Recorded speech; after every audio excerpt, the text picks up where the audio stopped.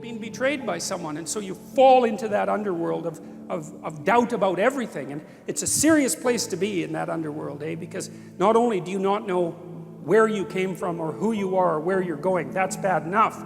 So that's the underworld itself. But there's a subdivision of the underworld, like the worst suburb, which is, I think, what hell is essentially from a metaphysical perspective. Because, you know, if someone really cuts you off at the knees, especially if they do it in a malevolent way, and if you're going to be betrayed, and you really want to be betrayed properly, you want to be betrayed by someone who's really out to hurt you. You know, they just weren't being stupid. They were like after you for whatever reason. And then that's also, you plunge into that underworld space, and that's also when you start to nurse feelings of resentment and aggrievement and murder and homicide, and even worse, you know, because if people are betrayed enough, they start to obsess about the utility of being itself, and perhaps go to places that no one would ever want to go if they were in the right mind, and to develop and nurse fantasies of the ultimate revenge. And that's a horrible place to be, and that's hell as far as I can tell. And that's why hell has always been a suburb of the underworld, because if you get plunged into a situation that you don't understand and things are not good for you anymore,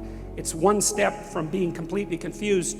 It's only one step from being completely confused to being completely outraged and resentful, and then it's only one step from there to really looking for revenge.